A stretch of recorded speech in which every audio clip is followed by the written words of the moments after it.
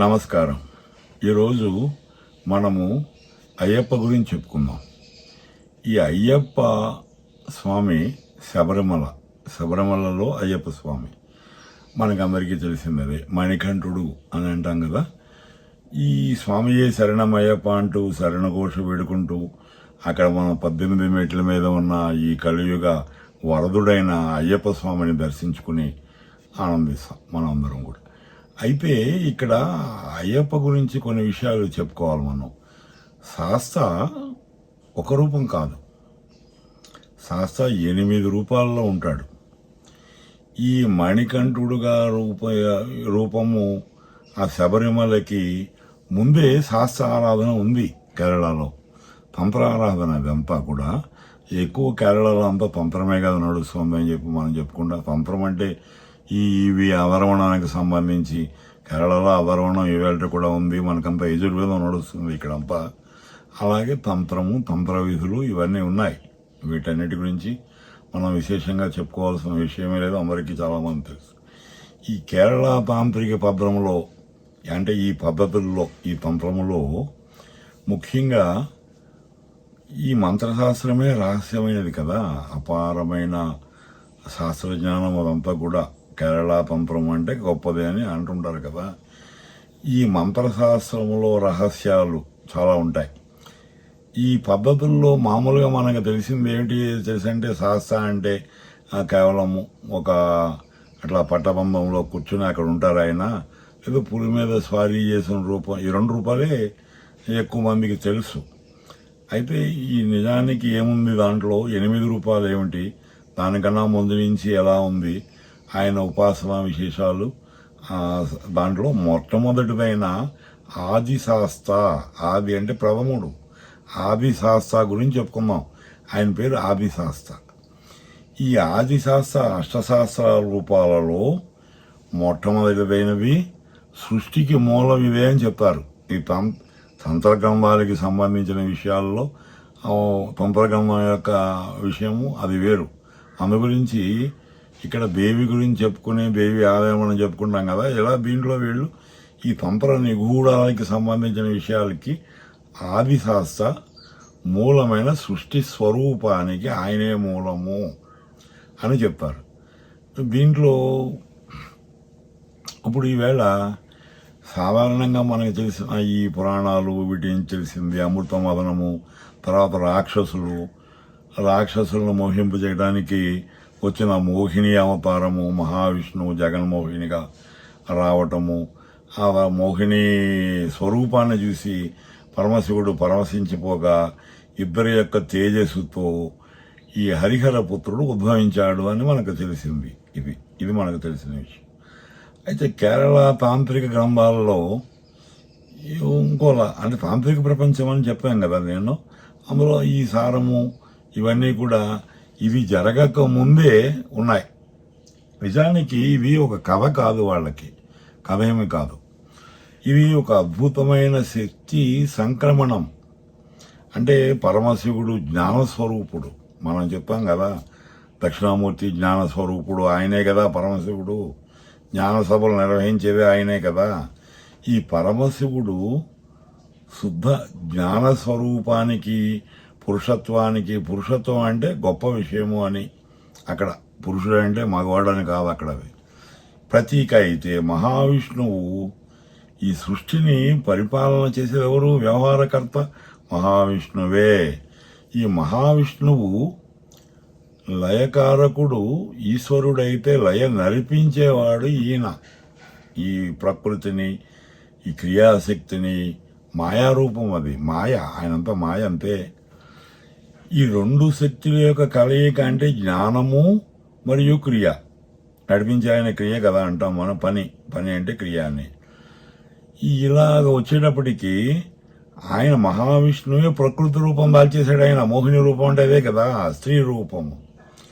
ఆయనే వ్యవహారకర్త అని చెప్పాం. అంటే ఈ లోకాన్ని నడిపించే ఆయన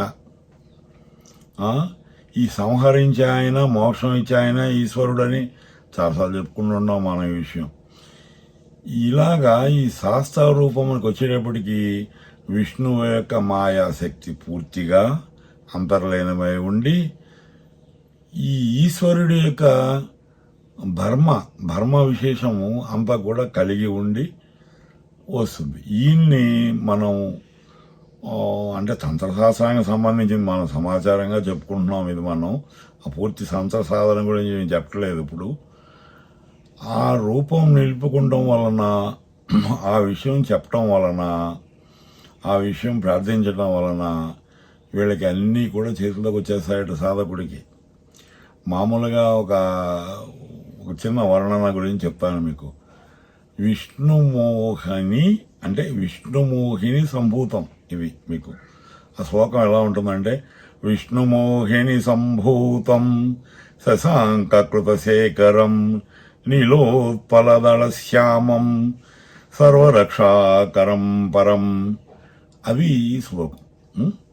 ఈ శ్లోకం ఎలా ఉంటే మీకు నీలోత్పల దళ శ్యామము అంటే ఆయన శరీరము నీలి కమలపు రంగులో ఉందట. ఎవరు? ఆదిశాస్త్ర గురించి చెప్తున్నాం ఇప్పుడు మనం. ఈయన ఇది మహావిష్ణువు యొక్క రంగు. మీకు ఎక్కడ తల్లి పోలికి వచ్చేసిందని చెప్పాం మన దాంట్లో. ఇకపోతే ఆయన జటాజూటములో చంద్రవంక నెలవంక ఉందట దాంట్లో ఆయన వర్ణించినప్పుడు అలా చెప్పాం. ఆయన చతుర్భుజుడిగా దర్శనమిస్తాడు. యుద్ధక్రియలు సంరక్షణ విధుల్లో 2 చేతులతో వస్తాడు, ద్విభుజుడు అని చెప్తాం మనం. ఈ 4 చేతులతో సర్వలోకాలని రక్షిస్తూ ఆయన అభయముద్రతో ఉంటాడు. అదే జ్ఞానముద్ర అంటారు, చిన్ముద్ర అని కూడా అంటారు. జ్ఞానం బోధించేది దక్షిణామూర్తి ముద్ర. అది వచ్చేటప్పటికి మీకు ఈ చిన్ముద్ర కొన్ని విశేష తాంత్రిక రూపాలలో ఈయన అమృత కలశం కూడా పట్టుకుని ఉంటాడని చెప్పి చెప్తాం మనం. ఆయన సింహాసనంపై కూర్చుని ఉన్నాడట, సుఖాసునుడే ఉన్నాడు. అంటే ఈ శబరిమలలో ఉన్నట్టు పట్టబంధనంతో లేడు ఆయన.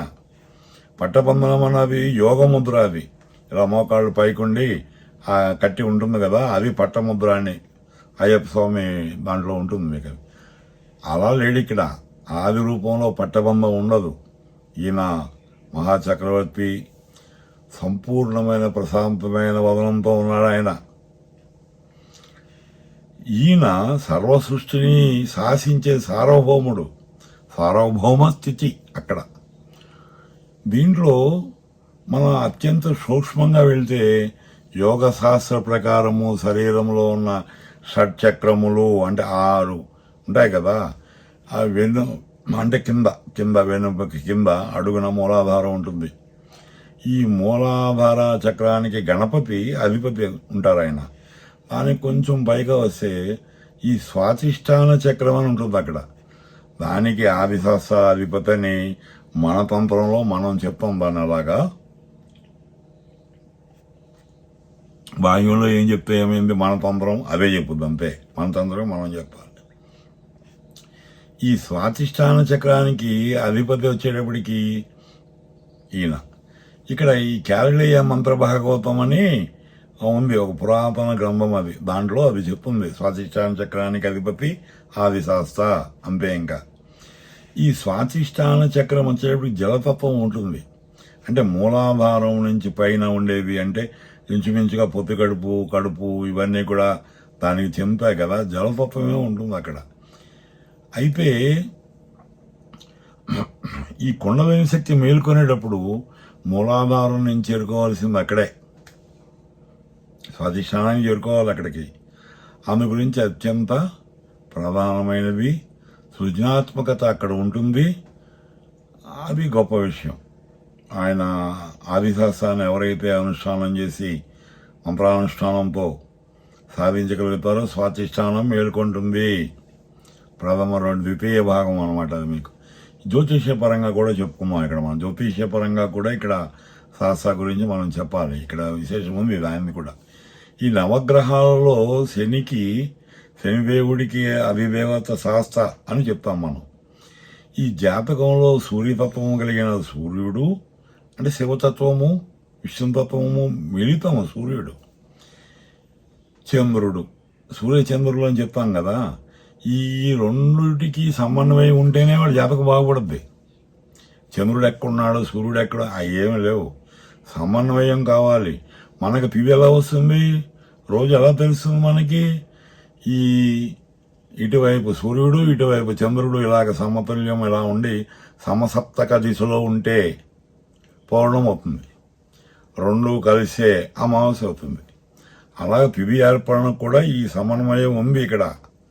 ఇది ఇది సైన్సు కనబడుతుంది కూడా, మనకి పంచాంగం చెప్తుంది, మనకు కనబడుతుంది అదంతా. ఇక దీంట్లో ఈ సమన్వయం లోపించినప్పుడు శనిగ్రహం తీవ్రమైన దెబ్బ కొట్టేసేవాడిని ఒకవేళ ఆ పీడిస్తున్నప్పుడు అని అమ్మ. మనం దెబ్బ అంటే సాధారణ భాష అయిపోతుంది. ఈ ఆది శాస్త్ర ఆరాధన, ఏ శాస్త్ర ఆరాధన మంచిదే అంటారు, ప్రత్యేకించి ఆది శాస్త్ర ఆరాధన వజ్ర కవచంలో పనిచేస్తుంది అంతే.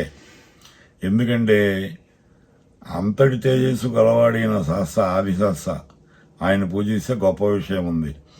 ఇక ఇలాగ ఇక్కడికి వచ్చేటప్పటికి మనకి ఈ మిగిలిన విషయం లౌకిక విషయం గురించి మాట్లాడుకుందాం. మనం లౌకిక విషయంలో ఏముంటుంది, ఎలాగ ఈయన్ని మనం చెప్పుకోవాలి, ఏంటి తత్వం ఏంటి అని జ్యోతిషపరంగా చెప్పాం కదా. లౌకిక జీవితంలో కూడా ఎన్నో గందరగోళాలు ఎదుర్కొంటుంటాము, సాధారణం, సహజం. ఏది నిజమో ఏది అబద్ధమో తెలియదు, మాయలో చిక్కుకుపోతాం. ఈ ఆది శాస్త్ర ఈ మూలశక్తి మనలో ఉన్న గందరగోళాలను తీర్చగలుగుతాడు, తీరుస్తాడు, బుద్ధి స్థిరత్వాన్ని ఇస్తాడు.